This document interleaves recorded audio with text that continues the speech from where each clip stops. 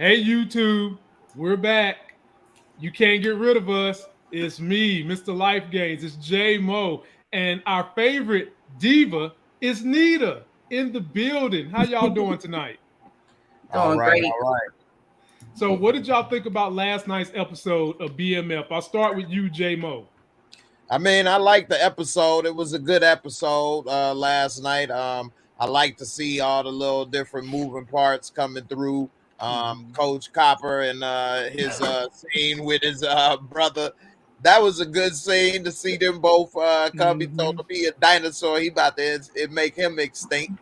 Tried to Yeah. Right. buy him like he was on the shelf at Walgreens or something. You know what I mean? You And know. what'd you think, Nita? How'd you like it? Yeah, that was one of my favorite scenes as well. The two Wood brothers together. It was like a little sparring match. I was like, okay, yes, I'm here for it. But yeah, this was up there for me because it actually even though it took my boy Lamar down, they took him down, boy. I tell you. But it was good to see them making moves. So I was just like, okay, I'm kind of liking the way it's going or whatever. So it's kind of getting me more on board because you remember I was real hesitant about it. So I was just like, Yeah. I'm still kind of like on the fence, but I think we're gonna get there. So which one of you two gonna give me my props? Because when I specifically said his weakness was that little girl, y'all both said to me, Meech can't do that. You know why? Because he be escalating it too. He be taking it too far. I'm waiting. I think you was talking to a different panel. Yeah, I'm waiting. I'm waiting. Somebody's like, you can't do that because it be going too far. And I'm like, bruh, this is the streets. No, I wouldn't have said that. That wasn't us. That wasn't us. That It was might be a different Tuesday panel. night panel. Yeah. I'm gonna have to pull my tape to double check. I'm gonna have to pull my tape to double check. But in any event, let's get into it, man. Let me salute the people first. Let me thank them because no matter what has happened with my schedule and my level of busy, when I drop these videos for pretty much everything on Stars, you guys turn out. I'm very grateful. Salute to everybody that's in the comment section right now. All 50 of y'all, please give us a like. Subscribe to JMO channel and Nita's channel. They put out great content, very similar to mine. And JMO and Nita are going to have the after party going when this party is over with on JMO's channel. So be sure to get ready to click on that. And I'll go ahead and start you guys out. No further ado. They start this thing out in basically a deposition for the hospital trying to defend their honor. Basically, they went and dug up all kinds of dirt to defame Southwest T so that they don't got to pay this man. And basically, if you're not familiar with corporate America, I am, they will do this type of stuff. This was a true depiction of what they will do whenever you got a lawsuit against them for their negligence. They will try to say you got 50 baby mamas, which shows how you're negligent in every area of life. So how in the hell could it been their fault that you slipped on their wet floor? They will do that type of stuff. And so having said that, J-Mo, I'll start with you. How did you feel about this deposition and the way it went down? I mean, I agree with you. I got a little experience with that too. And I mean, them lawyers on retainer, they gonna keep their job. Their job is to protect their client, which is the hospital. And they gonna pull up all the dirt that they can to lowball, that eyeball. And we gonna see that they should take that 25 grand. Remember, that's probably equal to 50, 60,000 back then because he pushing a Mercedes that was 30,000. And that was an E-Class. They didn't have as many different levels as they do now, a car, but that was like right under the S-Class still. So, that car was 30 grand. They giving him enough money to buy that car outright, 25 grand, which would be equal to like getting 50 grand. Truth of the matter is this dude got shot right between the eyes. Like, he lucky to be alive. He lucky they was able to save anything and to get some money out of it too. Man, that's a blessing in disguise.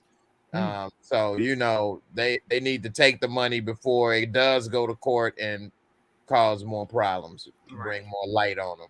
Nita, what you think? And if this was me talking, I'm with the mama on this one, believe it or not. Hold out a little longer for some more money. I'm with the mama on that one. But go ahead, Nita. Well, I definitely feel that. I feel you on that, but as dirty as they're fighting, I think it will start to really kind of uncover the real operation and put the boys more in jeopardy. So I understand the sentiment because I feel like they need more, but they already put their hand on the table. They already shown their hand that's how they going. They like just like how they did Trayvon Martin. It's the same tactics.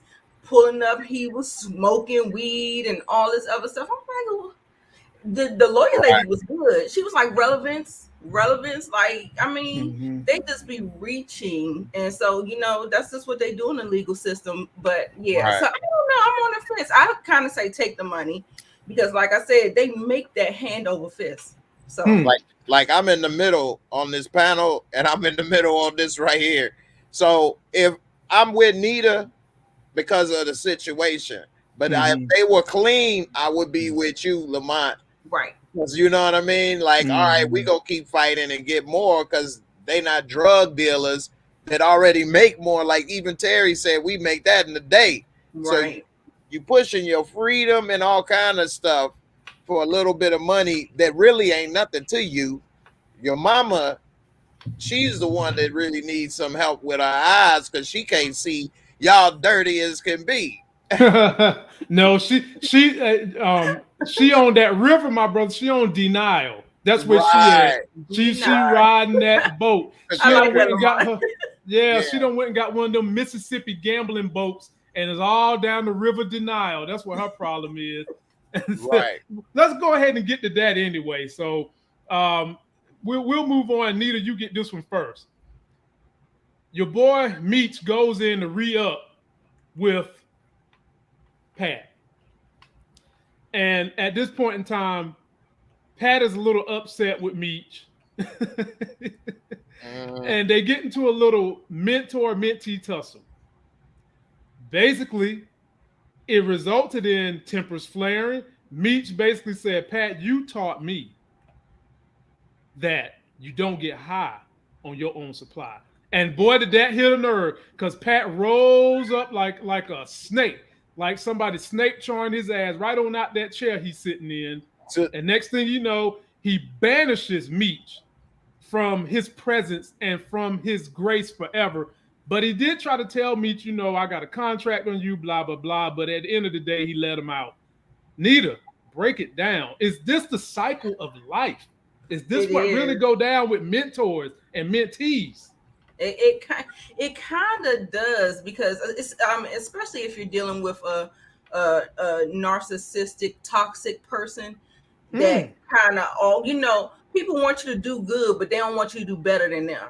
And that's kind of like what that is. And you can kind of see him kind of like showing his hand. He's showing his true colors. And then he was like, this ain't no friendly kick out the nest.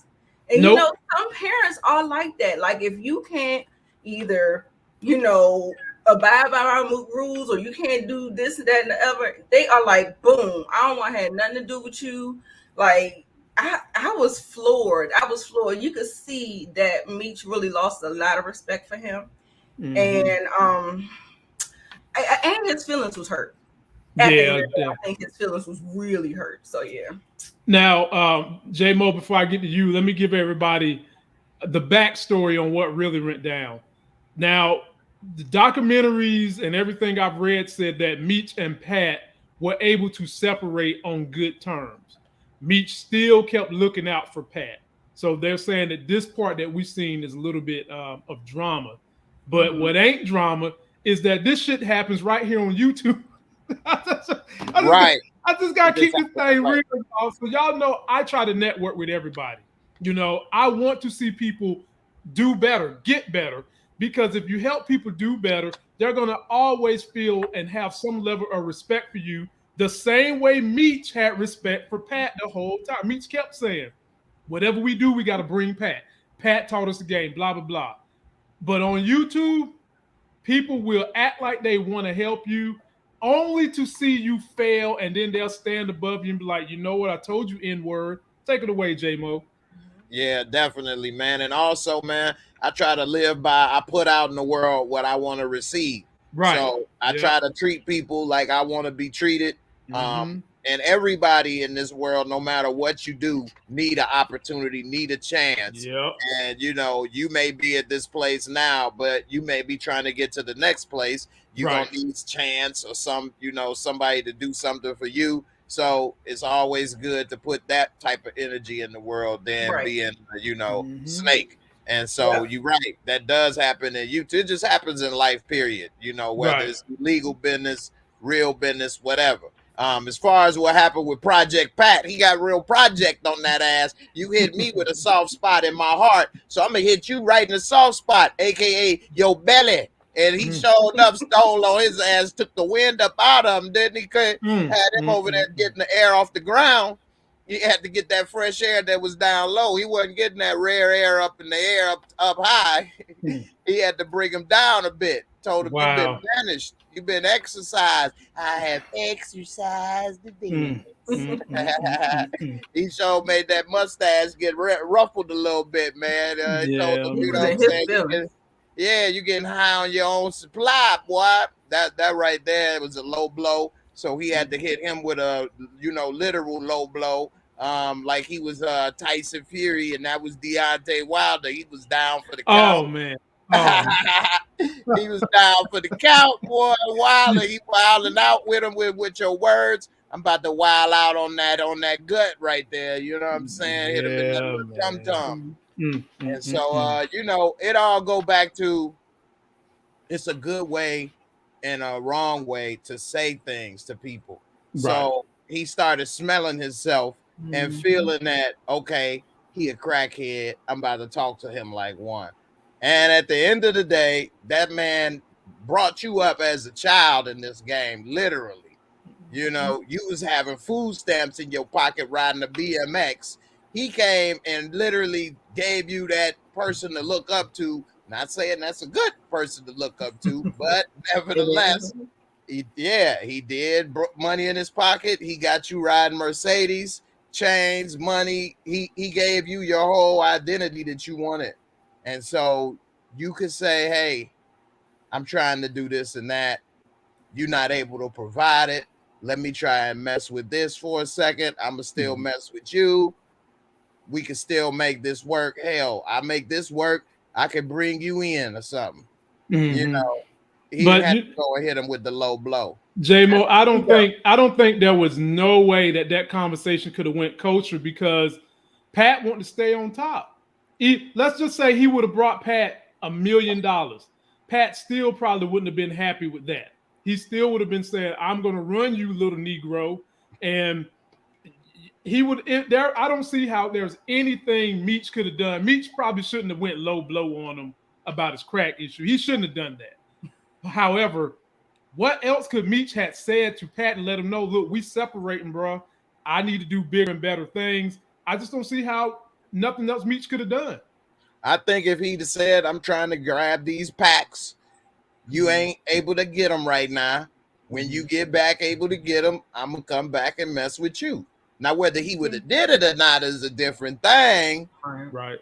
But, you tell people, half truths and whole lies in the game. So at least he wouldn't have gotten sucker punched. Oh my Lord! Yeah, you got him below the belt. Hate when you put that mirror up to their face. They hate that. Yes, Lord. I mean, that's the first way to get a. When they talking about the lies, cocaine on that mirror. When they talking about the lies we tell each other to get through life, basically the whole episode they talking about the different lies we tell each other to just keep each other kosher. And this ain't no lie. I like how that theme actually came full circle too. Yeah, the theme of the lies, like starting in the beginning, it played all throughout, and then they brought it home at the end. I was like, that was perfect. Yeah. He should have lied to Project Pat, man, but a good lie in the sense of giving him hope that they still could be cool together, and I'm still up under you.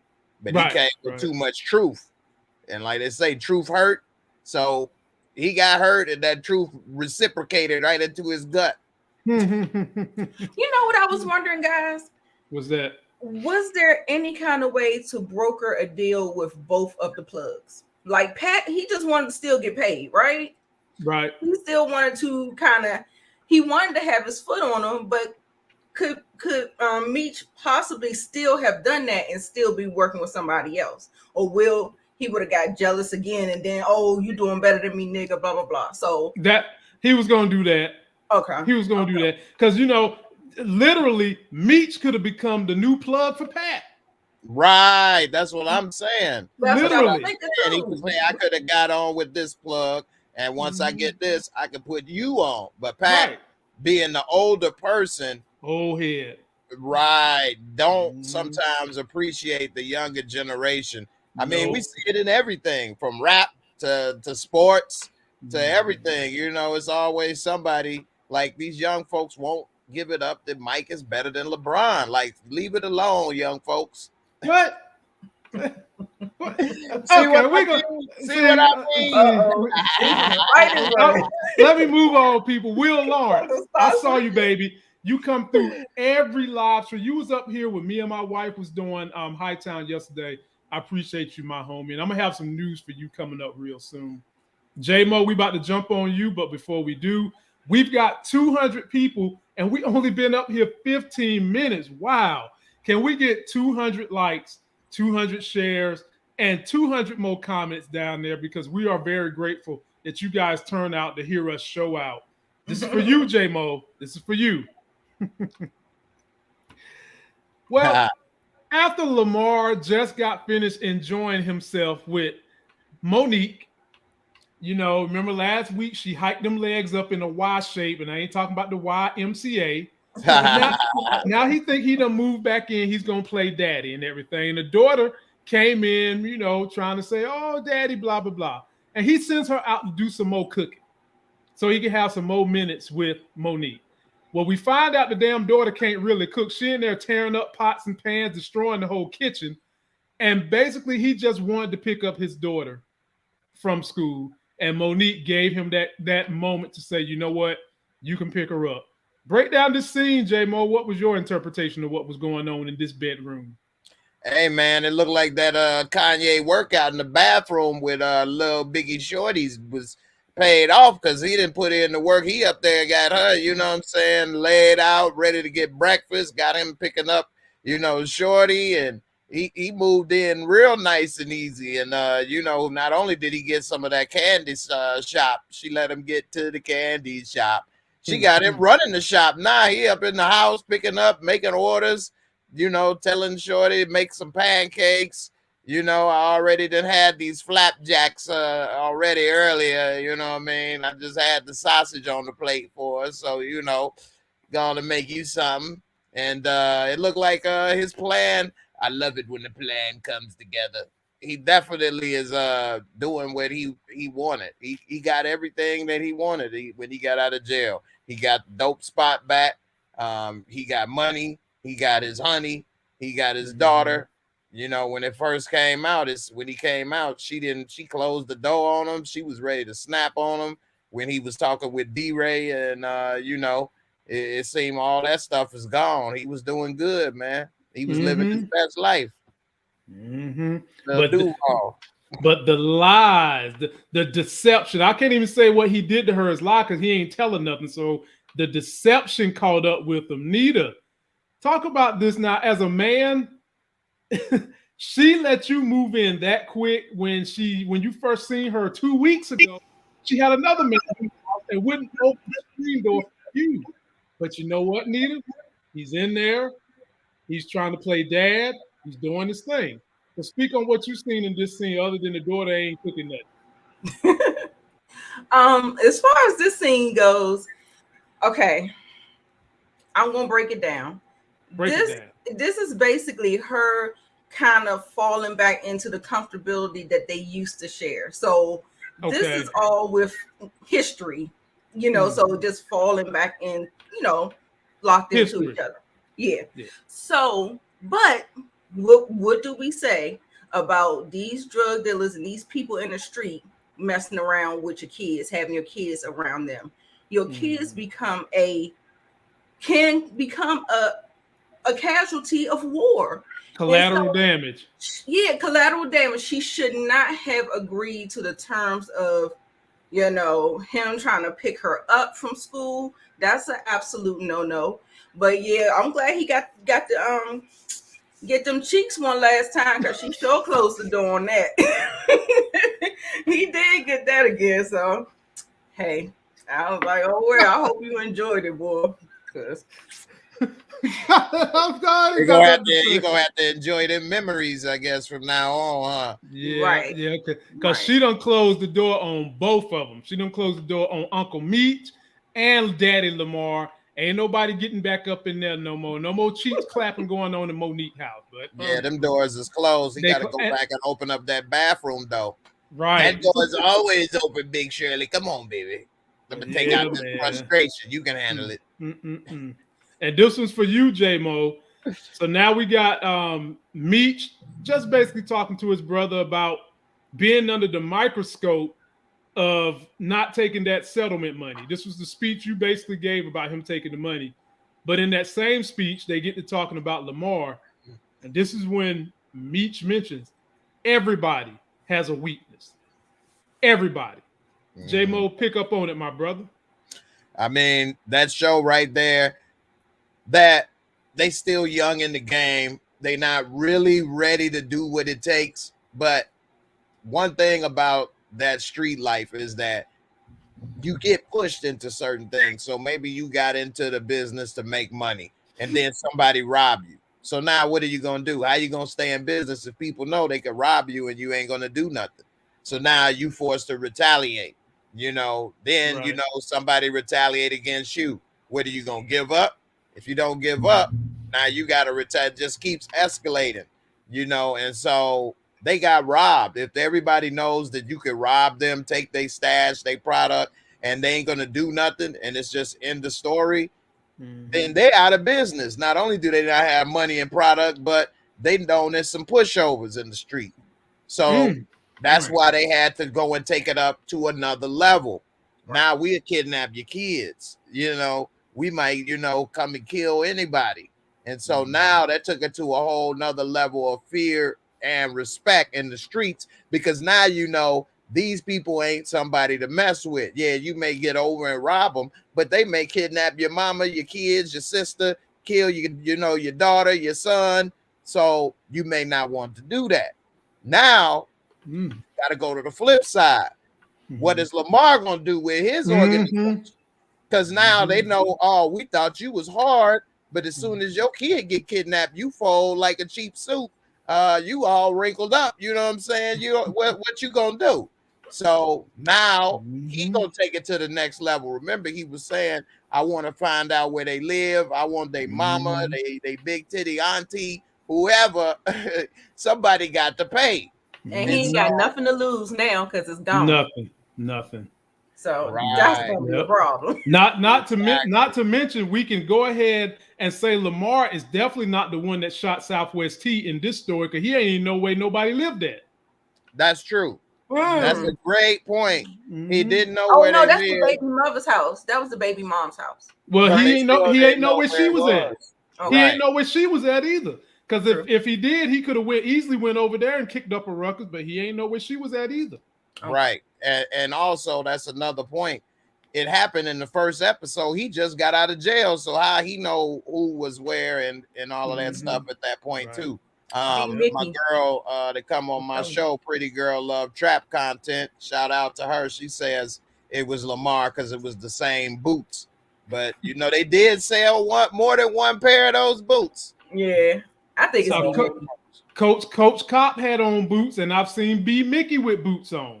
Right, so you'll see. Nita the Diva, jump on in there. What'd you think about this exchange with the brothers on the porch? And let me shout out the people one more time. We've got 240 people tuning in. Shout out to all of y'all. We're grateful to have you here. Please give us a like, share, join us in our content. And I did just drop a Curb Your Enthusiasm Season 11, Episode 1 video that I did with my wife today. Go check it out. We kept it very funny and unabridged. I think you'll like it. Jump in there, Nita. Talk about that on my later tonight too for a little bit. I didn't know you watched that show, man. Love it. I love it. Love trying to get up with Larry David as we speak. Yeah, I know that's right. He's one of my favorite Jews. He's very Jewish. Right. As long as he ain't a plopper. Right. Jump on in there, Nita. Okay, so yeah, just like what Jay was saying, that this game has a tendency to push you in really deep, and this is when we're starting to see that push to the dark side. Like, you know, it's all good while we out here just getting money, but when you're tested, you know, you gotta rise up or you're gonna fall. So yeah, and I think Meech is more on board with it, and Terry, I'm assuming Terry is the younger brother. He's kind of not liking it. He's not feeling it. You know, he still has more of a conscience, but I think Meech has already kind of crossed the line and kind of fully accepted, you know, his role in this. So right, he in the game. I think Terry needs a little bit more convincing, but like I said, with this game, it pushes you to the limit. It pushes you to the max, and you know, I assume Terry is going to get on board, but yeah, it's just a hard truth out there. Well, now remember, Terry was the one fresh out of surgery telling his baby mama he's married to the game. Basically, don't ever make me choose between you and the game, or I'm picking the game. And now, after all this, he was kind of starting to feel a little debonair about this whole thing. And Meech them fully embraced it. Meech said his motivation is them stacks. He said, no matter what I go through, them stacks is my motivation. Yeah. And so Meech, he want to claim it. He want to be the king. So he was trying to get it in right now. What's gonna keep Terry in the game is because he has the plug. He has to deal with the plug. So there's no way that he's going to escape that. You know, versus their empire and what they're trying to do. No way. So he's gonna have to wake up real soon. So plus he look up to Meech. So right. you know, yeah, because Meech he wasn't really supposed to be a part of this from the get-go, they showed. And he followed Meech, and he been following Meech the whole time. Now his baby mama basically is teaching him to stand on your own, get some money of our own, you know, do this and that on your own. And so he gonna be in this. He in it to win it, man. He in it. Nita, I'm gonna come your way. This is gonna be a long one for you and J-Mo, but y'all can thug it out. Y'all can marathon this one. Well, here we go. Meech comes and kidnaps Baby Zoe, takes her to a hot ass SS Chevelle. I mean, boy. Yeah. You know, it reminds me of one of my first cars I ever had that my mom got for me. It was a Pontiac Venture, similar to this, but 4 doors. So I was reminiscing a little bit. He gets her, puts her in the car, gives her a grand story. Lamar shows up to the school, and I was saying to myself, please don't grab this little girl like she know where anybody is at. But he didn't. Then some of the 50 boys show up, get in Lamar's face and tell him, look, take this note, brother, because we know where your kid at, and you ain't getting her back until we get that stash. Nita, that's all you. Take it away. Okay, is that a new soldier? Is that remember, if you remember, the park. Right. He not only was he in the park, but he was there when they was working the food section in their food truck. He wasn't in the truck, but he was outside the truck. Okay. And the 12th Street gang came and talked cash junk to him. That's when they made comments about, you know, don't put no cheese on mine and shit. I'm lactose intolerant. Yeah, all that stuff. So he done got him a little get back today, Nita. Right. Lactose intolerant. Right. Oh man. You know, I'm so torn. I appreciate that Meech kind of was really, really nice to the girl. But deceiving her like that and like kind of it just didn't feel good. It did not feel good. But I knew in my heart that he wasn't going to do nothing to her. But I'm just like, oh no, you know, it was just like one of those type, you know, like a moral issue that was just kind of like, oh, it just made me feel icky. But it's the streets, Nita. Ain't no morals in the streets. Ain't no morals on them streets. I thought it was genius, actually. Yeah. I thought it was genius on how he played it. The girl had no clue what was going on. She actually had a great day when she came back. She talking about, hey, I had fun with Uncle Meech. That's true. You know, he was able to get it all done in one day, because if it didn't happen in one day, it could have became a problem, because then she would have definitely been talking about she want to go home. She would have started missing school. Mama and all these people would have started tripping. So he was able to get it all done in one day, and he didn't bring no harm to her at all. But at the same time, he created that fear on the other end that made them think that she was in danger. And so I thought he played that perfectly. It's the streets. And Cash Doll, although she's not involved in it, you in between messing with two dudes that was rivals, and you cut Meech off so dirty that he was like, well, you off the table then. You know, anything goes. Whereas if I think she would have had a better breakup with him, he might not have did that to her. But he needed a soft spot somewhere to squeeze. He like, well, she said to hell with me for this dude, so the hell with her. You know, she gonna call the cops on me for coming over here for that scrub. So you know what? I got you. I'm gonna show you. And that was one way of showing her you made a bad decision by getting rid of me for dude. And then also, and I'm gonna say that's a small percent of it, maybe 10, 20 at the most percent. And then the rest was to squeeze Lamar and let him know that I can mess your whole world up, since you want to mess my world up and come rob me and take my stuff. Because at first they wasn't beefing. Lamar kind of kicked off the beef by doing that. So, you know, want beef, we could, you know, we could make it happen. You know what I'm saying? Definitely. So it was a genius move. It worked in the end, and it almost didn't, because when Lamar talked to him on the phone, Lamar was like, man, you could do whatever you want to do, because I ain't giving you nothing back. Which was real right there. Yeah. So, you know, he lucky that they was able to squeeze D-Ray right there and make him spill the beans, because it could have got real ugly. Which was another smart play on Meech. Because the dab that he has, they sitting up there beating his ass. He went there and just, you know, like mentally just got him to, you know, come to the light about the whole situation. So it did go off without a hitch. I do appreciate that. That's what I was saying. I like this episode because you actually got to see them making moves, like real moves, like. This was a well scripted episode with your fist and guns and stuff, you know. Because they beat the hell out of him, you know what I mean, and they couldn't get nothing. But once he came with them words, I mean, words are powerful. A lot of people don't seem that they are or think it, but you know, like he showed them, look, either you give me that stash and he'd be mad over that, or I'm gonna cut her head off and leave a note saying you could have saved her and you didn't. He like, damn. Yeah. That was a good play. That's a hell of a play right there. And as J-Mo say, words are powerful. I hope y'all listen to my words in August 2020 when Tesla split and the stock was $300, and I told y'all to go buy some, because the words that came out of my mouth was, it's going to go back to 1,000. Yeah. Oh, guess what? Me and my 200 shares that I'm sitting on, we hit 1,000 today.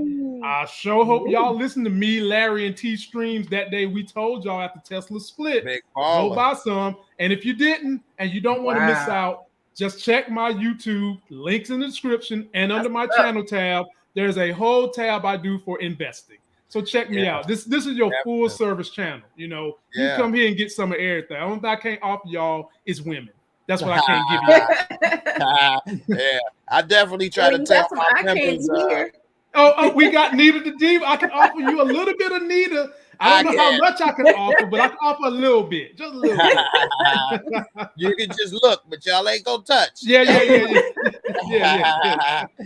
J I Mo, tell I'ma my swing your members way. all the time, man, about that as well. I've been telling people about Shiba Inu and my little members thing for like months. People still don't want to buy. I mean, I don't know, man. I guess people don't scared money don't make money. You know, you ain't gotta be like Meech to make money. Only thing we can do, J Mo, is keep giving them the vegetables with the ice cream, and hopefully some will start eating it. That's all we can do. We keep trying. We're trying to help y'all out best we can. I'm coming your way on this one, J Mo. So now the hospital done made an offer, $25,000, and the mom and dad is debating whether or not they should take it or not. But here's the quagmire in the story. She specifically asked Southwest T, is you doing drugs on them streets with your brother? And he looks his mama straight in the face and tells her a bold-faced lie. And she's still believing it. But I think at this point, she's know the evidence is there. She feel it in her gut, but she's going to be in denial about it. And the dad wants to take the deal. Big J, break down this scene for the people. Hey, man, she definitely is in denial. Like you were saying earlier, she got a passport. She been Egypt, man. She been rolling in that Nile River for years, man. I think that's where she from. She is a red bone, but anyway, she damn sure can't see. She lying to her own self. Her own eyes is showing her. How in the world is he doing this? How is he dressed the way he is with fur coats? Yeah, he not flashy when he's standing next to Meech, but by himself, he's so flashy, you need glasses to see his ass. I mean, he got a big ass chain that says T and 50 boys. Well, she ain't say, well, what's the 50 boys? It's 50 of us and we all boys. It's like the boys club, mama. That's all. That's all. No, he was talking about Baby 50 Cent. He knew 50 Cent was going to be a rapper, so he was talking about Baby 50 Cent. Right. Man, it's a boy named 50 Cent. One day he going to be big, mama. I believe in him. I mean, like, this don't make any sense. How you drive a Mercedes Benz? How are you living in the way you are and paying for the things? I mean, she was just being crazy and thinking this way, and she getting mad at the husband, but he was the one that was really with his eyes open and saw the truth from the get-go. I mean, you're not riding around at high school with a Mercedes Benz, period. No. Where are you working? Right. No. It's like they said, J Mo, in that deposition. Your daddy can't afford this $30,000 car. He work at the plant. And now for those of you that don't know about the plant in Detroit, that was good money back then. Right. That was good money working at any of those plants. Ford, GM, any of them. And the daddy at the time still couldn't afford the kind of cars they was driving. Right. So daddy knew from jump. Right. And he worked at the Cadillac plant. And because I remember he said Fleetwood, I was saying he worked for Cadillac when I saw that on one of my reviews. He wasn't even driving a Cadillac, and they got discounts when you worked at that plant. If you worked at Ford, you got discounts at Ford. As a matter of fact, you couldn't even drive another car on their lot, if I remember correctly, if you worked there. Same with GM. You got discounts at GM. So you can't even buy a GM with a discount. Like, how as the hell is your son riding Mercedes Benz and paying off mortgages? Right. You think that I guess they thought that Meech was doing it all and just giving his brother stuff. Meech ain't just giving him no damn Mercedes. He gonna have to put in some work. Right. Yep. My girl Miss Jocelyn up in here. What's up, Miss Jocelyn? You know I'm Jocelyn. A little jealous over here with you being your Cowboys fan, and you know. Oh Lord, Jocelyn, we're gonna take all you got to give us because we're grateful for this $4.99 super chat. So we're gonna let you have your glory today. We're gonna let you have it, but you know your day gonna come too, my dear. And thank you for that super chat. Nita the Diva. Oh, we got another one that I missed. Let me jump on here. Another one of Big J's people, Jimbo, the one who liked them super BBWs. Meech look at the little girl like that rep in the streets, boy. Jimbo and G, baby. Jimbo, I appreciate that 10, my brother. And now we're gonna let the eye candy jump in on this conversation tonight. Nita the Diva. Talk to us about everything that went down from the mama to the daddy saying take the settlement to the mama's like, nah, his eyes worth more than that. Go where you want to go. Right. It was so funny. Not funny. It was just like just look at the posturing that she's doing with him. Like she's treating him like a little baby. Like look at my baby's eye. You can kind of see all of that love and how that mother nurturer, that whole thing is on display right there. So I was just like, okay. So that's why we know she's on the river. So I was like, rolling on the river. But you know what I don't like about that father? I don't like the fact that he was just so quick to throw Meech underneath the bus like that, as far as the whole thing, and just making him like the black sheep of the family, and they were looking identical. Like I don't understand how that. Daddy was in denial for a little while, and then the next step for Daddy was, okay, Terry's a little wet behind the ears, so if he's doing something with Meech, it's because Meech put him up to it. And then it just got to the point where Daddy seen both of them. Then he started questioning Terry too. I did see him. Yes, because then he saw where they both had their own separate Mercedes, and that's when he was like, I'm out of here. Right. So yeah, the mother, she was kind of being she kind of put her titty on the table, didn't she? She was like, you don't live here no more. She was like, you don't live here no more. You done said your piece. Okay. I was like, oh yeah. I was like, but you know, for me, I'm still like, he's still their dad though, whether he lived there or not. Because if he was a deadbeat dad and he ain't living there, y'all still gonna take his child support. So all he want to do is give an opinion on this one. Right. So I thought she was a little out of pocket at that moment. She's gonna have to eat some humble pie in the next episode. So she better get ready for it and hope it's blueberries and not shit. Because she might have to eat the whole pie, not a slice. The whole pie. And you better get some ice cream. And then the other thing you better not do not have Pastor Swift come bless that humble pie you about to have to eat. Because the humble pie gonna be right back in your face. You get him to come in the way and try to bless that food. Church. I tell you. Boy. Church, tabernacle, preach. Nita, this one's coming right back to you. Now, I did a trailer review today for the next episode, and shout out to everybody that watched. We've already on that trailer review got 11,000 views, and I just dropped it like 1 o'clock. Basically, Lamar, there's dissension in the ranks. This is big homie Tiny right here. Tiny checked Lamar because Lamar want to use the soldiers for personal use that ain't got nothing to do with the business, right? Mm-hmm. And so Lamar basically is acting like, okay, I'm gonna let this slide. And then he throws my man in a rear naked choke with his daggone belt, like he's about to whip somebody like it's a child. And look at the look on Tiny. If Tiny's like, no, this MF didn't. I'm up here, I can barely breathe. Nita, take it away. And what are going to be the ramifications of what Lamar just did to his crew? He basically got in front of his crew and said, my word ain't bond. That's what he did. Right. That's what he did. He said, my word ain't bond. And if anybody else's daughter was in jeopardy, do you think he would have took the whole crew and said, go find Slick daughter, go find Tiny daughter? Take Not it away, at all. Nita. Not at all. And, you know, I think that is where the stark difference, why Meech and Terry are going to be able to get so far in life, because he's not going to treat his people like that. He's not going to treat his soldiers like that. And just like how D-Ray said, he was like, we need all the soldiers we can get. But you know, this is the same guy that bucked up at him at first when the other boy, is it, what's the name? Famil.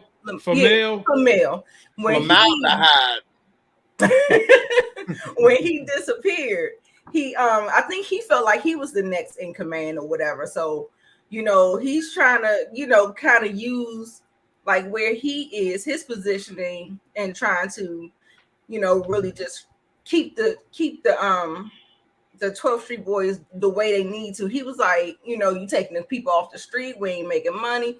this is not where it's at. But I knew Lamar was going to flip out. I actually thought he was going to do something. Kill him?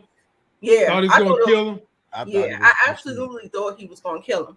And like when you do stuff like that, everybody gets to looking at you crazy. The people that are underneath you. And, well, think Slick saved him. He was about to choke him out till Slick said, "Ease up, partner." Because you know, Slick done took a bullet to his leg. We find out this episode. Right. He was the one that pork chop shot in the leg. Yeah, it was him. It was him. And him and Lamar who went and hit that stash house. I thought they would have got somebody else to do it, but they probably wanted to get it done, so they made sure they got the product. So that's probably why they actually went there to do it. So jump on in there, J-Mo. What'd you see during this scene? Yeah, I mean, he put that belt around his neck like it was a pair of huskies, a pair of husky G's, like he was a little shorty, a little tiny over here. You know what I'm saying? He's about to pop his head over here. You know what I'm saying? Like a damn balloon. You see that look on his face? He was like, "Oh shit, shit just got real." It sure did. yeah. But everybody else was looking at dude. You know what's messed up is Tiny been rolling with them for years. Well, at least way longer than Lamar. But nobody came to help him. They just all stood by and watched. They was all afraid of Lamar. Slick did at the end. When it looked like Lamar was going to finish choking him, Slick was like, "Ease up" at the end. Right. And you heard that noise. You know, it was like it's like he blacks out and he gets some kind of ringing in his ear. Do y'all hear the cue? Like he's just like losing it. Like I be hearing that cue every time. Like when he was dealing with Monique and she was curbing him, that ringing in that ear. I said, "Oh Lord, this boy is about to snap."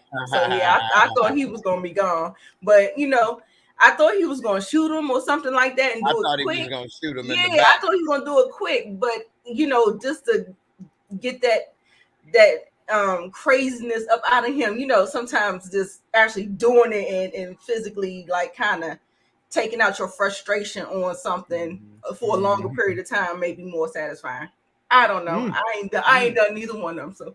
So I don't think we're gonna see any of the main characters actually kill somebody because a lot of these people are still alive. They probably don't want to be dry snitching on themselves or self-incriminate because I don't know. I don't think it's a statute of limitation for murder. It may be. I'm not sure. But I don't think we will see any of the main characters actually kill somebody.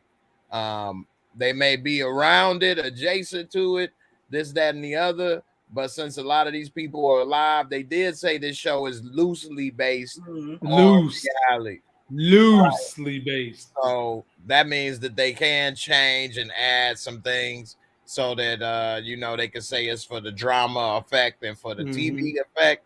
But at the same time, I don't think we're gonna see like Tommy Egan killing people or Ghost blowing people away. Or, you know, even Tariq popping the professor in the park type stuff.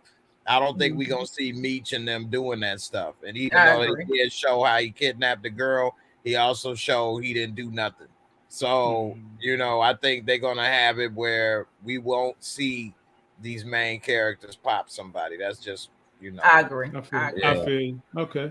I'm gonna come your way, Lamar. The jury is still out on Lamar. I still think he got it in him. Even though he's still alive. Hey, we don't mind seeing him go back to the loony bin. I mean, take his butt right on back up in there. We've got 345 people in the building.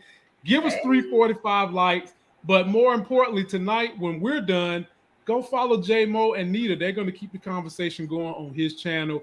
And he's got a lot more stuff that he holds back on my show, so that y'all can come and watch him. He's got more stuff for y'all when y'all get done with me. J-Mo, this one's for you. Check this out. They done found a witness. Lord have mercy, they done found a witness. And J-Mo, well, I call this witness Robo Snitch because he was just robotic. Yes, he was about 5'5". He was a peanut butter, caramel complected, you know, very attractive. Can we call him Can we call him Robo Snitch Sweetness? Because he was a little twangy up in there, boy. He was the way Robo he was Snitch describing runs off sugar. Yeah, the way he was describing these brothers, it was almost like he wanted to taste them personally. Right. Oh, wow. Right, peanut butter. He was the man. peanut butter complected, Yeah, the smooth, man. not the chunky. I was smooth, like, whoa, very bro, delicious whoa, looking. I wanted to whoa. spread them and slather them all over me. Yeah. And when he's describing these people, Detective Brian is over there sweating bullets with his old milk dud head. And by the time they done with this interrogation, he walks outside and he looks back at Brian like, I remember you. I think I saw you too. Yeah, I think I seen you too with my fresh haircut. You know, come get a taste. Take it away, J-Mo. He looked at him like, you're very delicious looking too. I think you're very Look familiar. like a milk dud.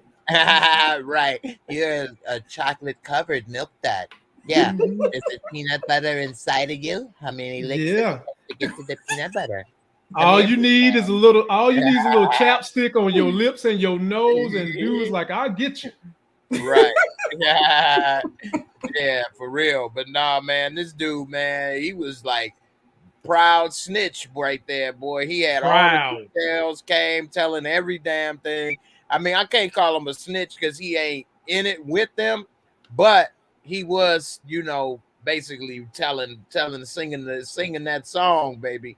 And where he come from, how he see all of this, and he just like, hey, officer, I've seen it all. Let me come and tell you. Okay, that's about this tall to me. You know, very well built. Very well. I mean, what the hell was dude on, man? He came. He wasn't wearing a Cosby sweater like me. But I mean, he was nicely dressed. Very flashy. Yes. And if I have any other questions, I will happily come back. I mean, what the hell? Happily. Hey, on one. You know what? We need people on the streets in that situation, man. We don't want folks keep getting killed, but homeboy was just a little too happy. Like, I mean, you would think they was giving out money the way he was up in there. He was in there happy as it. Now this look, like I had to get this one. I had to get this one, Nita, because that look on his face said everything you needed to know. Right. He turned back and looked at Brian. That said it all. Take it away, Nita. What'd you see? Man, shout out to Moochie, man. She usually say he dropping dimes, nickels, and pennies out this joint. He was dropping it all. he was dropping all the dimes. I was like, oh my God.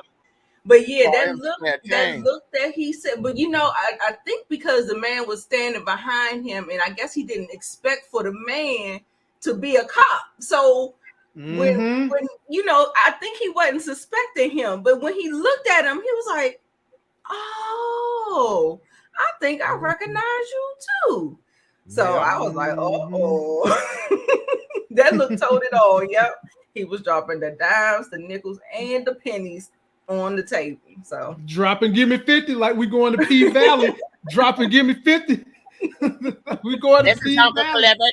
Uncle Clifford said, give me 50.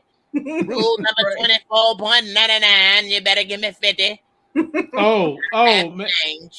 Nita, I got one for you, man. I got one for you. Check this out. So they come over to Kato's crib, right? And they drop the dime that they got this little girl, and they want to leave at Kato's crib. Kato is like, what am I going to do with a girl? I don't have kids. The only toy I have is my dildo. And I was like, damn, Kato.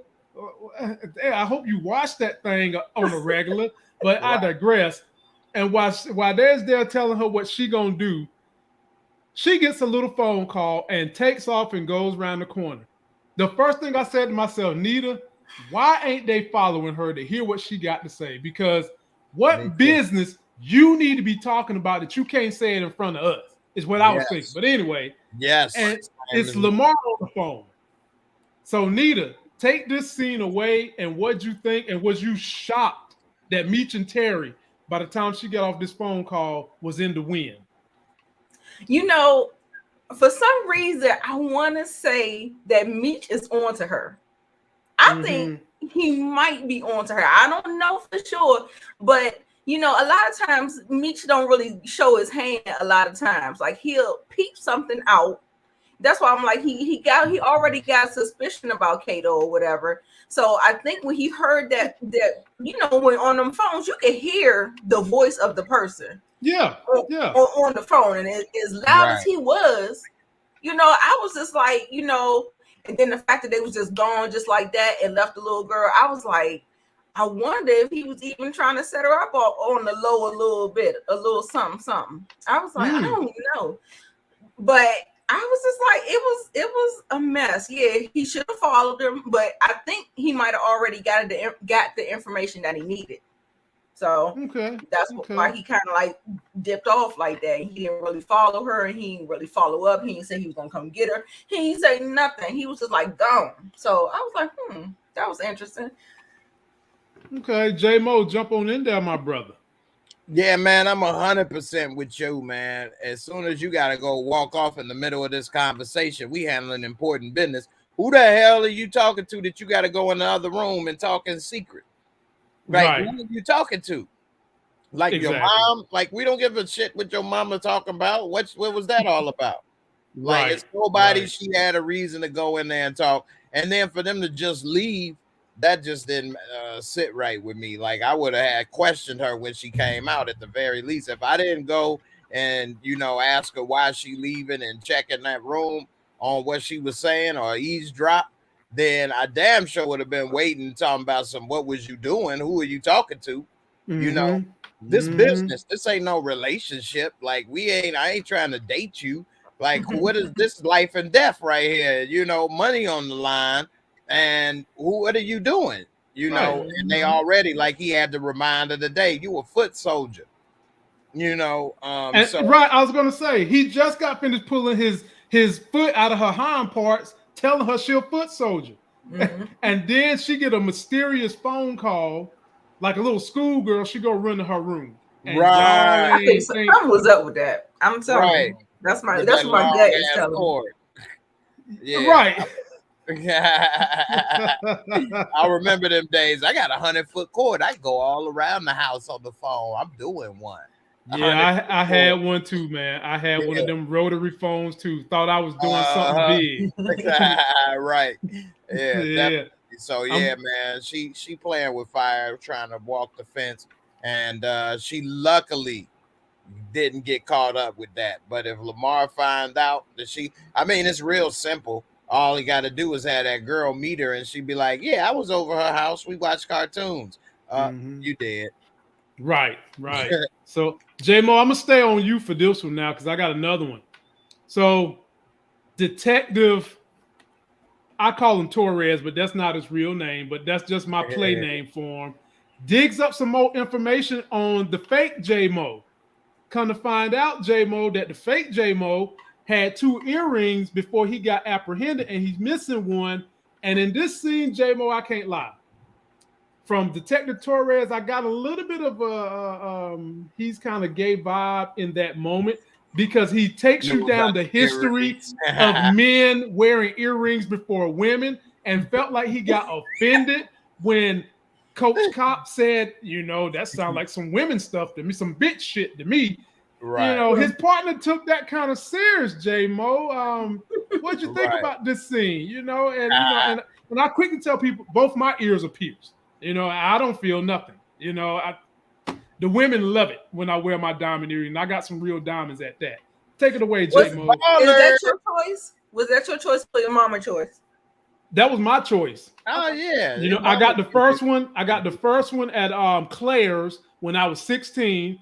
And then I started dating this girl in college at 21 who said, you know, I like my chocolate brothers with 2 diamonds in their ear. And you know what? She sure did. That's what's up. Yeah, I actually got both of mine pierced too. I got my first one in 8th grade, my left, because back in Chicago, you know, it meant something on which ear you had pierced or not. So it meant something here too. So my first one was my left too.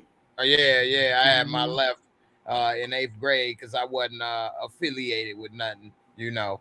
And then my freshman year, I'm like, man, I got to get 2, man. And I got my second one pierced in, and then I used to rock them. I don't wear them no more though, unless I'm, going out or doing something. But people don't think about it the same anymore. Right. But, when I was in 8th grade, if you wore 2, people would think you was, a little questionable,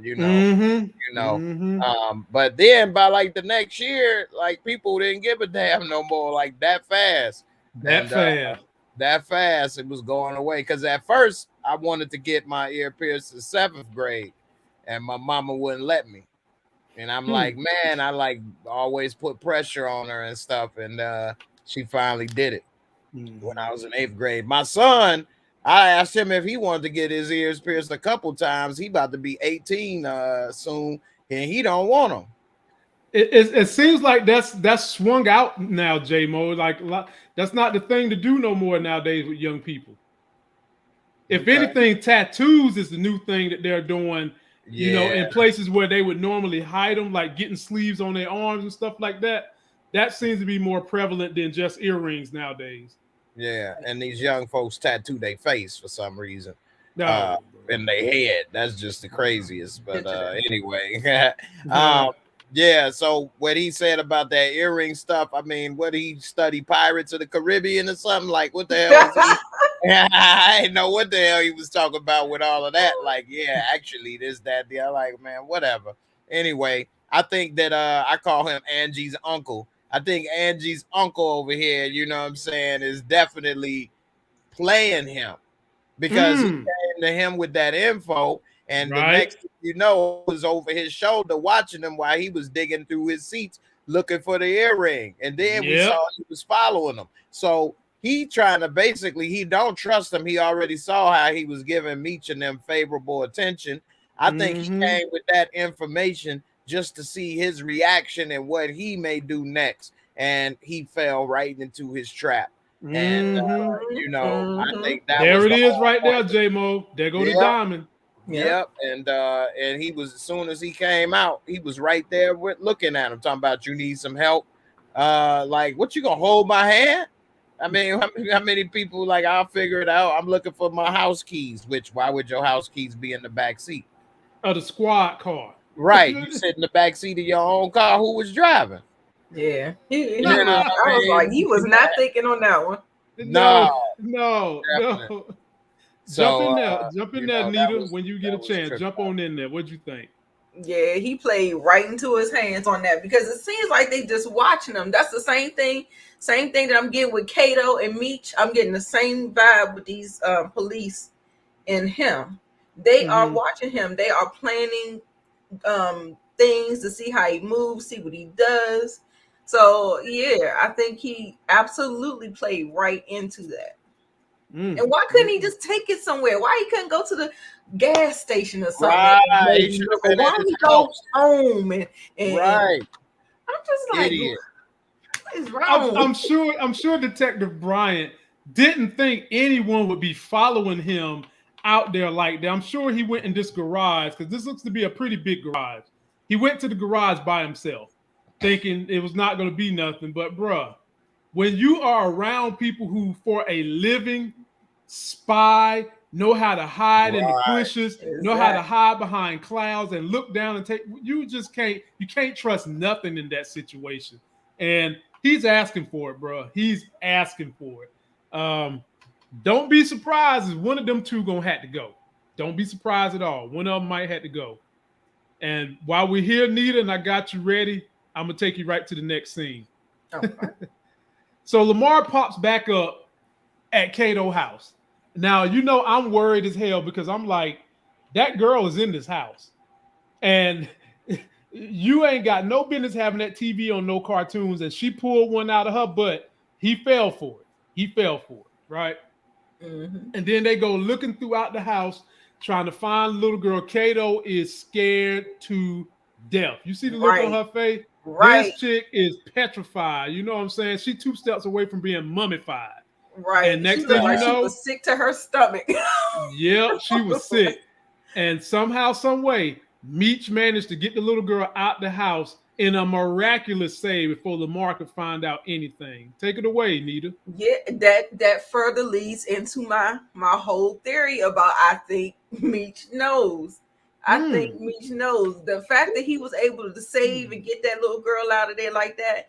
And I mean, because obviously she thought the baby was in the house. So she did, yeah. Because you could tell by the look on her face. So that's what I'm saying. I honestly think that he already got all of the intel that he needs to know that she's the mole in his operation. Okay. I think he missed it, but it was close. Yeah, let me find out Nita giving away free videos for YouTubers to copy and go make videos talking about Meech kind of on the Kato. Jump in there, J-Mo. Yeah, I mean, I see that she got real lucky. I'm surprised she even opened the door. You know, she can't control him, and only way that she got away with that cartoons is because she a woman. If she'd have been a dude talking about I watch these cartoons, that wasn't gonna fly. That wasn't gonna work. What your big grown ass doing watching cartoons? Right. But by her being a girl, she got away with that. But he still checked all around, and it came close. I was very shocked and surprised that Meech had the kid, you know, already out the house. What they do, climb out the window? I mean, how they could leave without her seeing it. So that was a little, you know, shocking to me, a little, you know, on how he got up out of there. But she saw him outside, and she didn't say, look, they're gonna meet right there. She covered it up. She did. So, yeah. So I think she does have more loyalty to Meech and the crew, but because she is getting money with them, it ain't like he paying her for this information and gonna put her on. But at the same time, she got a lot more fear of him than Meech. And plus, J-Mo, let's just say she would have in that moment said, there go your daughter and Meech. And Lamar would have went out there, got his daughter, and killed Meech. Well, now she got a whole nother problem on her hands. What more use does Lamar have for you at that point? Right. And Terry gonna probably kill you too. So either way, you was dead on that. Right. So she did the right thing by playing it off. And then she said, what you gonna do? You gonna kill him? And you know, we gonna get him. And he said he gonna send him back in pieces. So we'll see what happens. But you know, I wonder if she gonna start to finally relay some information to Meech and them. She should, but she gonna have to explain that how she getting this information. Right. And Lamar know her, you know, her father, and then they're gonna probably put together it's her fault that the stash spot got robbed, and they even had to do that anyway. Right. You know, she might have had some guilt with that, you know, which is why she probably didn't say much, because it's her fault they even had to do this to that girl. So, yep. We'll see. All right. I'm gonna swing your way, Nita. This was gonna be a lot for you and J-Mo to chew on. But this was kind of funny. I try not to laugh when people are in pain, but sometimes you can't help but laugh. So Southwest T and the 50 Boys ambush Slick and the 12th Street crew. And this is when we find out Slick is the one who limping, right? Right. Now they throw Slick in the trunk, they hem him up, and they take him back to interrogate the hell out of his ass. But you know what, Nita, this dude is tough. Now, either he tough or me or Southwest T ain't hardcore in his interrogation tactic. But you did have overzealous ass B Mickey there ready to shoot somebody. So I mean, they did stomp his ass like a roach when he was on the floor. They double stomped down. They gave him that word. Yeah, but I mean, you got to do something that's more gruesome and more torturous than that. You know, like go, you know, cut off a finger, maybe go and get some jumper cables, put one on the battery, and put the other ones on your nipples or on the penis. You got to do something like that to get them. It can't be a curb stomp. It's got to be something long and torturous. Anyway, Nita, I digress. They got him. They torturing him. B Mickey going overzealous. He ain't talking. Then Meech comes in and offers this brother a deal. He says, Slick, I know you're OG, so you ain't talking. But I know what you're more scared of. You're more scared of what Lamar would do to you if he knows you had a chance to save his daughter and you did. Take it away, Nita the Diva. Okay. Yeah, this part, okay, first of all, I like the way they played this out. Like when they first got the drop on the guys, and yeah, I really like the way that kind of went down. It played off kind of with some humor, but it kind of was like it was serious. So I mean, I kind of got it. So I like the way the tone of it felt. Throwing them in, getting the drop on them, throwing them in the throwing them in the That Mercedes got nice trunk space. Nice trunk space. Three whole niggas. Because Slick looked like he easy 6'2", easy. Right. Yeah. And he was making all the noise getting in there. But you know what, Nita? I did enjoy this because he was the one that had the slick tongue when he met up with Southwest T at the mall with his family, talking all this, your son got an eye like you. And I was like, I said, that's going to come back to bite him in the butt sooner or later. Right. There you go. Yeah, nigga, I can see you get stomped on the ground. Can you see me? No, that's what he was saying. You ain't see this coming. Yeah, and you know, the Slick and Lamar and all of them, they are much older and they've been in the game much longer. So them little boys wasn't doing nothing to Slick. And Slick because like they said, when they introduced Lamar in like the first or second episode, they were saying he was a legend. So he got his street cred in the street. So he ain't nothing to slouch at. So you definitely knew that he was more afraid of Lamar than he was of them boys. Right. And side note, Nita, I got a side note for you. Okay. Slick's real life daughter is Zoe from this episode. Oh, that really is his daughter. Okay. And I don't think that I see some people in the comments saying that she's his daughter instead of Lamar. I don't think that, but he does seem to care a little bit more than Lamar. He does. Because Lamar said, do what you got to do. I ain't giving you nothing back. Which I was like, oh, if they do kill her, how he going to explain that? Okay. You know? All right, finish up, Nita. That's interesting because it wouldn't make any sense to me if he was trying to encourage Lamar how to move with Monique if that's his baby mom. Right. So I mean, I don't know. Maybe he don't want the draws no more. Maybe he know that she'll have one dude in the door while the other one still barely got out the back door. I don't know. Right, climbing out the window. Oh yeah, so getting to it. Yeah, and I also already mentioned earlier in the review how I like the way Meech came in and handled that. Right. You know what I'm saying? He came in and he was like, man, get this boy up. And he went over there and just talked, just a straight conversation, maybe 2 or 3 sentences, and got it just like that. I was like, damn. All it took, yeah. I was like, okay. That good cop, bad cop. Yo, take it away, J-Mo. J-Mo, they say, you know, they used to ask people, which would you rather have?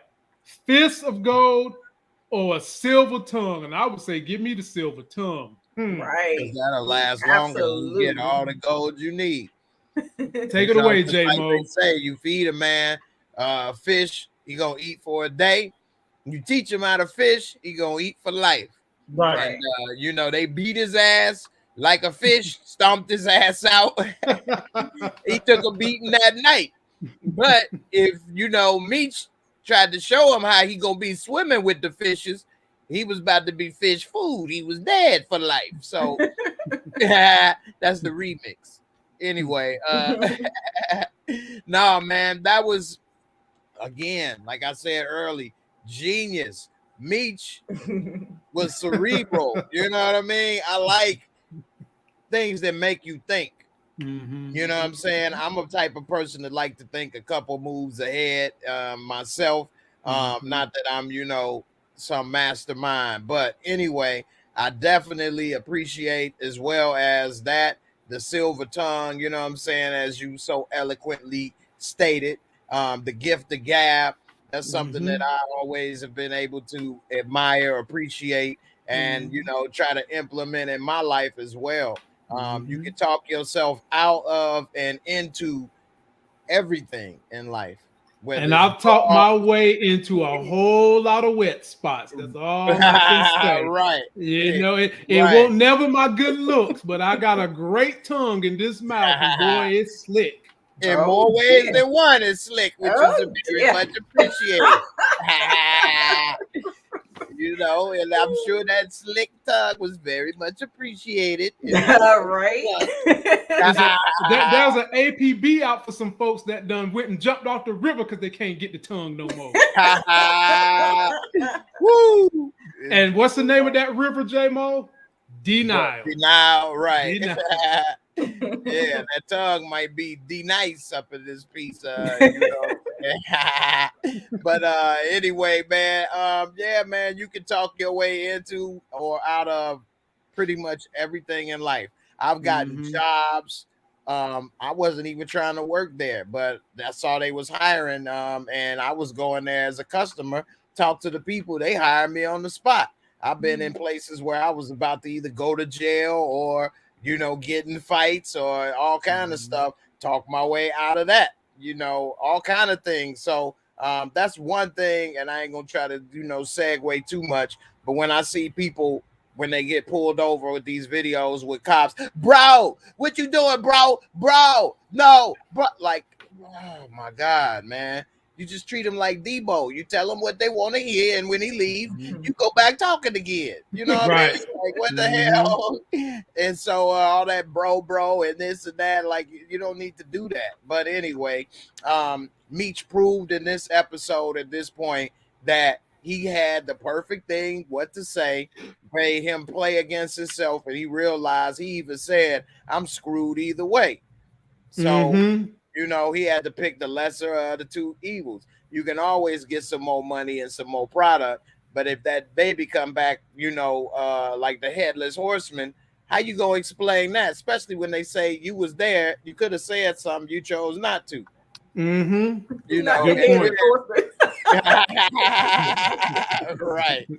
And then, you know what I'm saying? How is that gonna be on your conscience? And then you don't want to push people.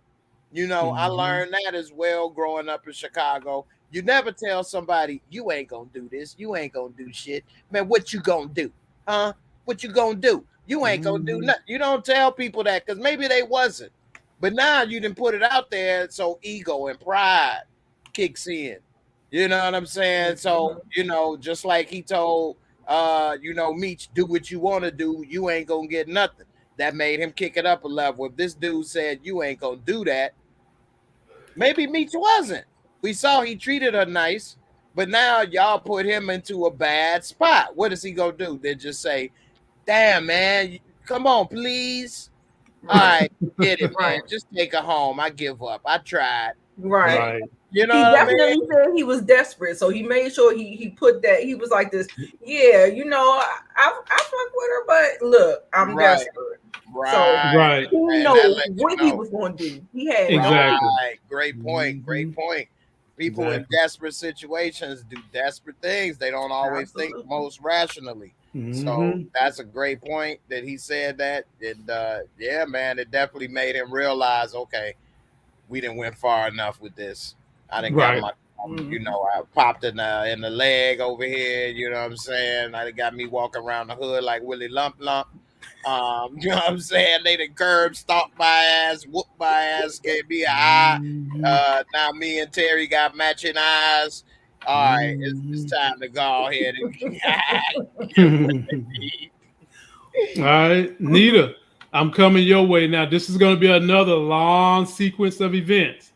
And it first starts out, Monique hits that voicemail. She hears Meech up there talking. And I can't help but say this, Nita.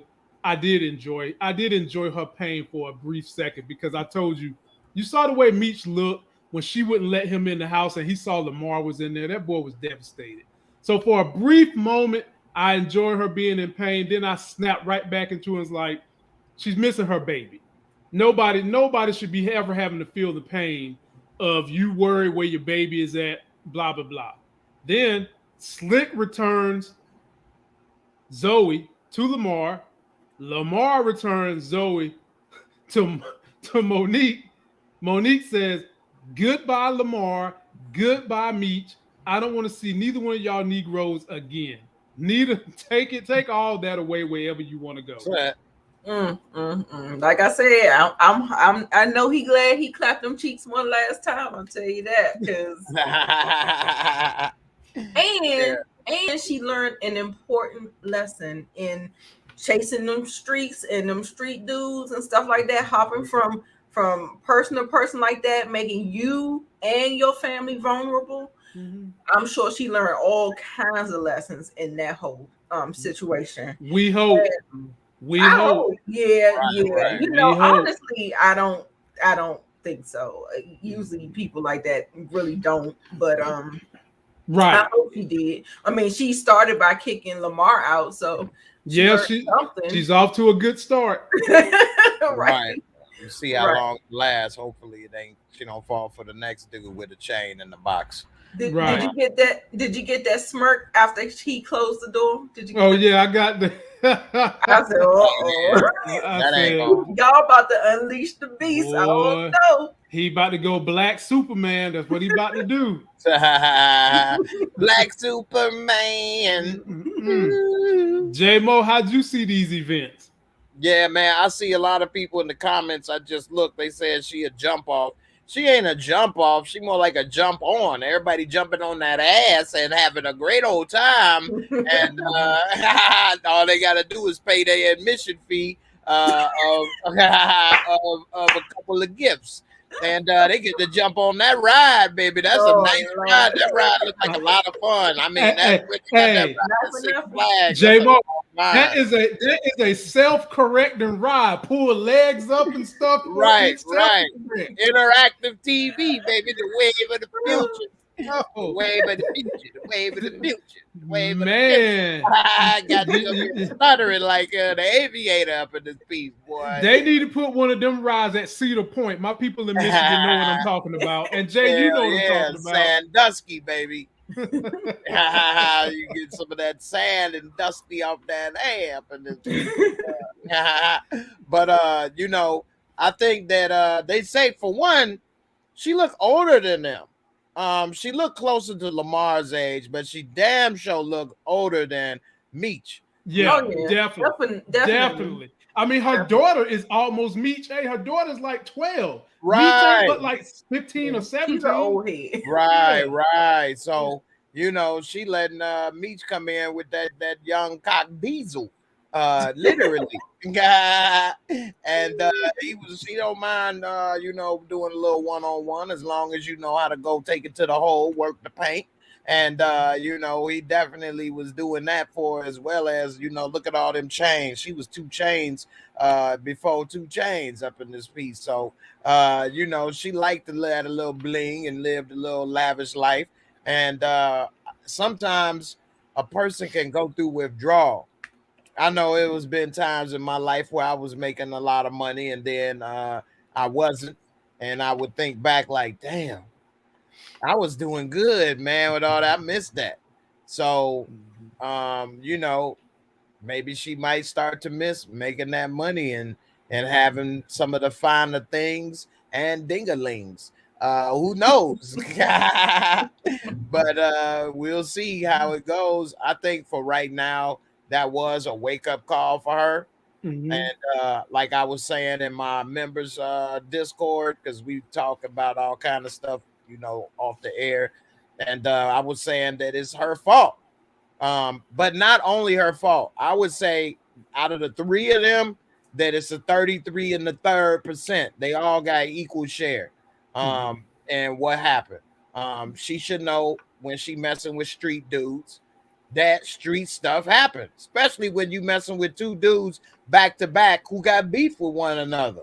Mm-hmm. And you the common denominator. What you thought he was going just say, oh well, forget it. Like you messing with money, right? You then took away the honey. Something got to give.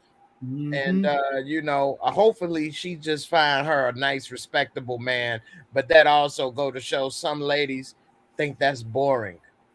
And always, they want that thug thizzle straight out of prison, pounding and drama, and it ain't worth it.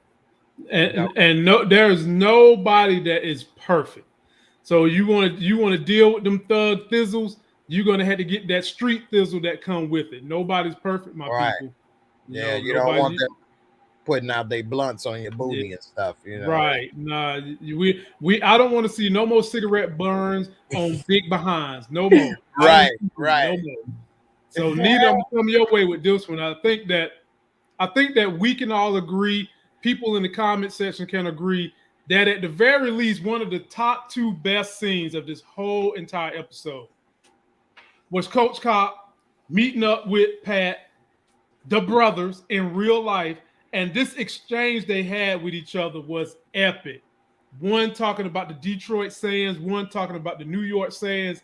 And in the end, Coach Cop let you guys know, you know what? Pat, you're not going to buy me, because the next time I see you, I'm going to be here to retire your ass. Nita, I'm swinging your way first, but let me shout out the people.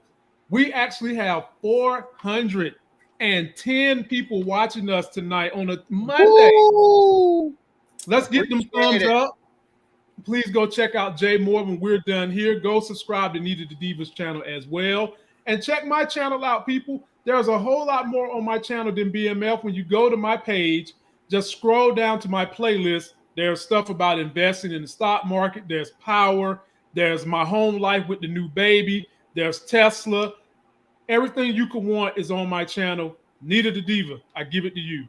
Let me just say one quick thing. That Tesla, when I had Tesla before it split, and I didn't buy as much more as I should. I bought a couple more because Apple and Tesla split on the same day. And I got into Apple too. But, oh, man.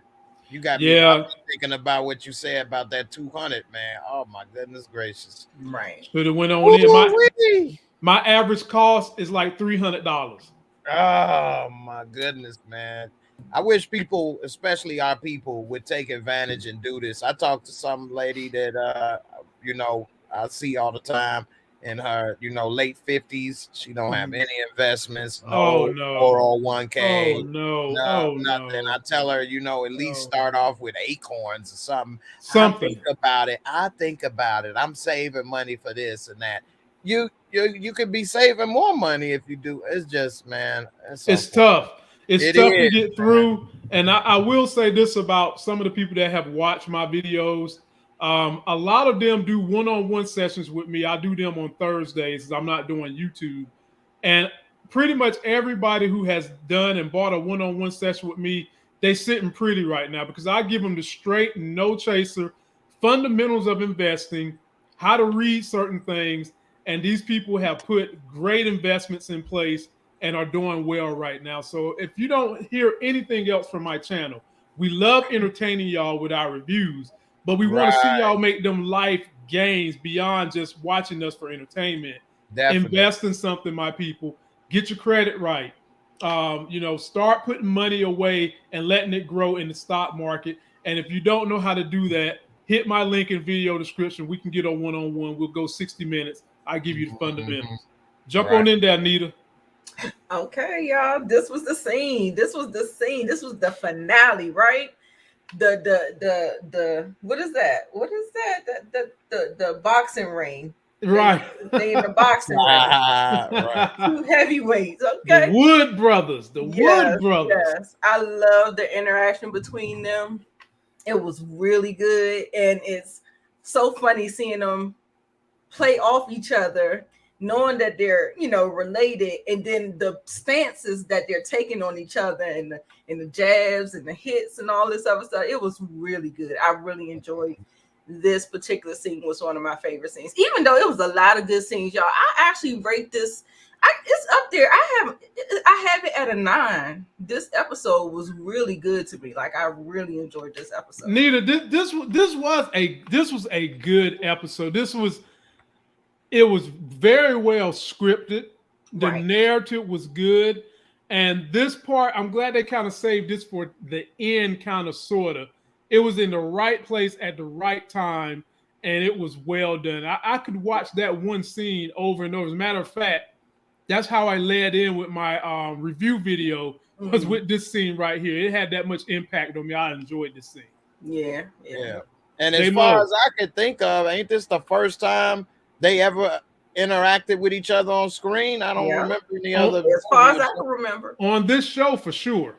Right. And yeah, definitely on this show, but I don't remember any other show they both have been in together offhand. Maybe y'all in the audience may remember something they was in, but you know, they did a damn good job. I mean, and a lot of people don't even recognize that or even know that they are brothers in real life. But they did a great job. You see that one got more hair on his lip than the other one got on his head. But hey man, you ain't gotta go there, man. He need to spread that lip on his head over there. You know what I'm saying? Help a brother out, literally. Help a brother out, okay? Help a brother out. My brother keep up.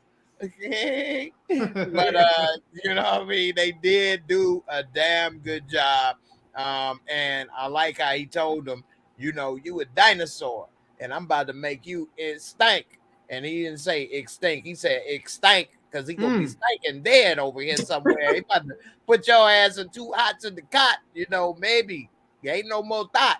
And he in the barbershop, you know, and you know, he's sitting there, no customers, thought he was, you know, doing something like he's still on top. And Coach Copper had to let him know, I ain't to be bought and sold, man. I don't work at Dollar General, bro. You know, you ain't gonna just pick me up off the shelf and put me in your cart and you know, have your way. And so you know, he had to let him know, and that definitely made Project Pat realize, okay, damn, I can't really get Meech back, because he already went the bitch route by trying to turn in Meech to the cops, because he mad Meech don't want to deal with him no more. When truth be told, you fell off. You don't have a product in the supply to give this boy what he need. What he supposed to do? Stop, go out of business, be less successful. Right. You see what I'm saying? So you kind of put yourself in that situation. And also, let me say something. I see you took that damn Dolphins hat off, boy. You just switched. You just switched it up, man. You done buried the fish, man. You buried your goldfish in the backyard, man. I can't even believe you have the audacity to talk to me like that when you just got whipped by a pirate yesterday. The damn Tampa Bay Buccaneers came in there, destroyed the Bears. If I ever had to bet on a pirate versus a bear, my money would always be on the bear, but not yesterday. Not yesterday. The Pirates attacked from the boat. They didn't get on the land and do battle with the bear fair and square. So they attacked from sea, which was smart. What the hell? Assault. I mean, how they attack y'all with muskets? They threw their muskets. How they gonna get to the bear they owners? They throwing muskets and shit out the water. What the come on, man? They hit us with the long bomb. That's what happened. Brady threw the long bombs. You got that right.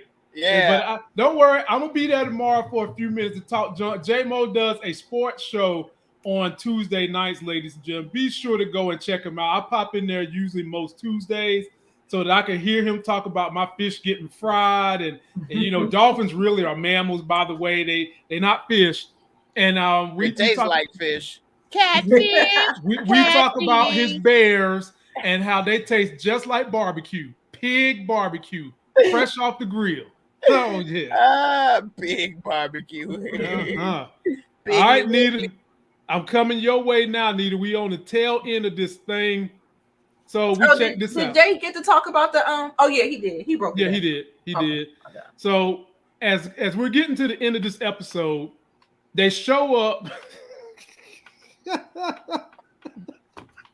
They show up at Little Witness' house, right, Nita? Right. He's going. Of course, you know, Meech done bought him away. And, you know, Detective Lopez, he's getting more and more suspicious. So what does he do? He tells Detective Bryant. Detective Bryant tells Meech, you know what? I'm done with you. Take your money back. Now, I could digress how I don't believe that. But, I mean, for the sake of this argument, I'm going to say, okay, Meech going to accept that. Detective Bryant pulls away. And look who's lurking in a Volvo S70. Your boy, Detective Lopez. Look, it's got a sunroof and everything, tinted windows. And I'm thinking, Detective Brian, you're supposed to be smarter than this. You see cars like this, you're supposed to know that these is unmarked police vehicles. Take it away, Nita. I'm surprised Detective Nosy Ass didn't have a damn camera taking pictures, because I was just like, wow. He probably did. Look at that shot. He did have a camera. He might. He should have. Right. I was sitting up there like, oh my God, he is playing into every mistake in the book. I was like, how dumb can you be? Right. Like, you a detective? Are you really? Like, I don't know. It's like something is not clicking up there with him. He is just like, I don't know. At least don't do it out on the street. If you go into the gas station and get in the aisle and maybe conceal it some kind of way that way. I'm just like, Nita, he all discombobulated because he just completely discombobulated. He just went to Pat trying to rat, and there's issues with Meech. He got his issues with Meech. This J-Mo thing about to fall clearly in his lap. He know on the low that his partner is one of these hard asses trying to make a name for himself and advance his career. So he's hot on J-Mo. He got a lot on his plate, Nita, which is leading him to not think good. Right. Yeah. He should have made. He was gonna pick a side. I see he didn't pick neither one of them sides. Maybe he just trying to distance himself for a minute, because I thought either you was going to take Pat's money or keep taking Meech's money. Right. But clearly he kind of he turned down Pat and he gave Meech back. I guess he's just trying to create some distance and what is he going to do? He going to retire? He going to retire? Because if there's no way you can get away from this unless you retire and move away. I mean, you can't stay on the police force and think that you're going to be able to get away from this. J-Mo, jump on in there. Yeah, right now he feel the heat in that kitchen. And he feel that that's about to be barbecue black ass real soon on the menu. So he don't want that to happen. And so he old boy already about to serve him up with a little peanut butter almond glaze. Peanut butter almond glaze, braised baby back black ass up in this piece. So he damn sure is trying to get some distance. But it's a little too late. Angie uncle is on his ass. You know what I mean? And he should have had Meech either get in his car or he got in Meech's car at the very least. If you gonna hand him that manila folder like that, I mean, to his defense, if Angie uncle asked him, he could say, well, he tried to buy me off. I gave him the money back and let him know I ain't for sale and don't come to me like that no more. Yeah. But, if he took pictures, the pictures could paint a different story and it could have made it seem as if he was accepting it or he is doing business with him. Right. Depending on how he took the pictures. So, and Angie uncle is in that soccer mom van over there, you know what I'm saying? Soccer mom Volvo. You know what I'm saying? Nosy as can be. That nosiness runs in the family. Look at him. You thought it was a big booty that walked past or something. He like, damn, Miss Carter. Right. The way he looking. So Angie's uncle, that nosiness and curiosity damn sure runs in the family. And we see that he Coach Copper, he knows that his ass is on the fire. He next up on the menu and he trying to stay off of that, the next dish. You know what I'm saying? The next delish dish for everybody to chew on, you know what I mean? So he trying to keep his ass off of the menu and I think he's got a 50-50 shot because he has done too much, but he has not gotten caught up yet. So right. Distance himself. And he also did one last move. He made Meech scare off Robo Snitch. He did. He did. So because he verified, okay, good job. You made him leave. And we done now here. So, you looked out for me. I've looked out for you. Here's your money back. I'm no longer on your payroll. and I told you watch your ass. That's what I'm doing, and you know, more power to you. And if he took the pictures properly, you would see Meech was upset when he left. Right. You know, but we don't know if he took pictures or not, and we don't know really what Angie's uncle angle is, you know, because it could be the same situation. I know most of y'all have seen American Gangster, and remember Russell Crowe, they found $1 million in cash and he turned it in. No cop wanted to work with him. So if he becomes the cop that snitches on his partner, he would be left out there in them streets of Detroit with no help. He could end up like RoboCop, Peter Weller up in this piece, Murphy, and get blasted with no help. And say, well, get a man a hand, and he could get blowed up, you know. So you don't want to be a cop without any backup and nobody wanting to work with you. Mm-hmm. All right. Good one. Well said, J-Mo. Last thing we're going to cover, and we'll start with you, Nita, as we get to the last scene. And this was bringing home the whole theme about the basis of lying to people. Southwest T done went and collected brick upon brick from his new plug, Big L. And Southwest T is starting to feel a little dejected about the game, Nita. And he's talking to his big brother. His big brother's like, bro, I get more and more justified every single time I count them stacks of money.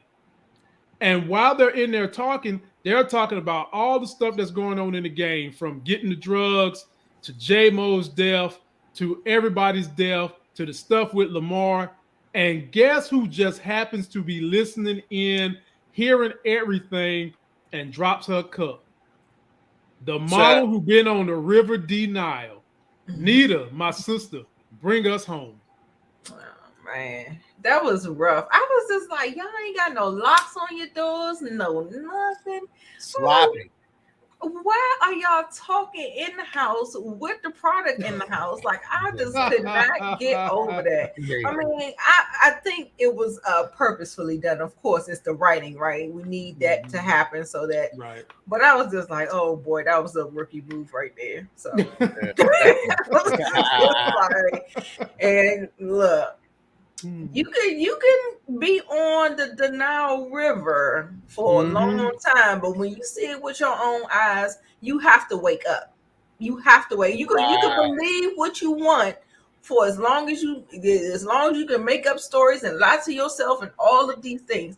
But when you see it with your own eyes and hear with your own ears, it ain't nothing else you can do after that. Nothing. Well said. I said you gonna have to get that humble pie. I think she gonna go ahead and eat some of that. You know what I'm saying? Some greens. She gonna be like, you know what? Forget it. You all come on and just pay the bills, baby. I'm gonna protect you. Mama got you. That's my babies. Okay, if you stay with me, I can keep you out of trouble, son. And what the hell can she do? What she gonna say? Don't do that. That's my son. Don't hurt him. Okay, I'm sorry. Like, she can't protect nobody and do nothing. What the hell? Like, Lamar gonna be like, man, I was about to kill you, but your mama said no. So let me know when she say it's okay. And yo, I don't know what she think. What was she thinking, man? Like, look. I think there's times when we're all on this panel parents. You know, I'm the newest in the group, but you see times your child is making a choice that you do not agree with. And there comes a certain age when they are close to being an adult and almost out your house, they're going to make bad decisions. And you just have to decide whether you're going to be with them or against them, because at the end of the day, you still have your own household to take care of and you don't want no baggage. So the question I pose to you, J-Mo, is what is the mama going to do now? Shout out to Mika Chisholm. That's what we're here for, to entertain, give you a smile. We're here for you Monday, Tuesday, and Friday nights. And soon we're going to be here for you Monday, Tuesday, Wednesday, and Friday night. Take it away, J-Mo. Yeah, I mean, definitely she needs to realize this is out of her control. She was, like you say, rolling on the river of denial. Rolling. Rolling. rolling with Ike Turner. Rolling on the river. Yeah, because you know, she damn sure wasn't believing her own eyes, let alone the things that you know her husband was telling her. And she want to believe talking about, I believe my son. He ain't Jesus. Hell, R. Kelly believed he could fly. Right. Did y'all see the remix R. Kelly I had dropped? Nita, I know you saw that R. Kelly. I believe. Oh yeah, yesterday. I'm gonna cry. Y'all make sure y'all check that out, man. That remix, boy. Hey, the brother's struggling. Anyway, she believing all this stuff, and she finally had to hear it out of their own mouth. And for one, they so damn sloppy. Got the door open. They got all these bricks on the bed, like yes, man. Yeah, like it's their next outfit for school or something laid out. What the hell? These are kilos of cocaine, fool. Put this up. For one, why you even bringing this in your mama house? You crazy. And so you know, now she see with her own eyes. I hate that they kind of cut it off right then, because I want to know what the conversation was when she saw that and what did they say. Ain't nothing they could say then. So you know, I don't think she gonna put him out. I don't think she even gonna tell the dad that she busted and heard all of this kidnapping, murder, saw bricks on the bed, because he would have lost it. And you know, and then he damn sure would be mad at her for still being there and supporting him, because now you know better. You seen and heard with your own eyes. He ain't seen no bricks. He ain't heard them talking about kidnappings and murder, and he moved out the house. So you know, where would she stand? And I will say this, especially with black women, they love they little boys, man. Love they boys, man. Mama baby, that my baby. They can't do nothing wrong. I believe my babies. That's my babies. They can do any damn thing to somebody or to you, and they gonna still give them chances. And you know, men believe in tough love. You know, I love my son, but at the same time, if he needs to get in trouble for what he did, then that's what's gonna happen. I'm not gonna try to justify it, but these dudes killing people or having people get killed, know about it, selling bricks, this, that, and the other. Where do you draw the line? Right, got to do it somewhere. And I think that she's gonna be eating a whole lot of crow this next episode, and I'm gonna let you guys get out of here on Jimbo Super Chat. Ladies and gentlemen, this is the big homie Jimbo. He's come over here and met me thanks in part to J-Mo. He says Officer Lopez was looking at it, was one of those BBWs or BBWs ass that walked by the window rolling on the floor. Lord know that. Now J-Mo has explained to me, and Jimbo has explained to me what exactly it means to be a SSBBW. Super duper BBW is what Jimbo is talking about. Super size. The SS don't mean that it's a ship. It sure don't, and it don't mean it's a Chevelle either. It ain't what Meech was driving yesterday. Super sport BBW. Well, I don't know. It can be as big as a block, but I don't think it was no super sport. But in any event, ladies and gentlemen, that's it for us. J-Mo and Nita are going to keep the conversation going on his channel. Please subscribe to all of our channels. Go check them out tonight. I will be back with a new fresh panel tomorrow at 9 p.m. We'll talk a little BMF. Till that next Sex is Hell video, we'll see you. Deuces.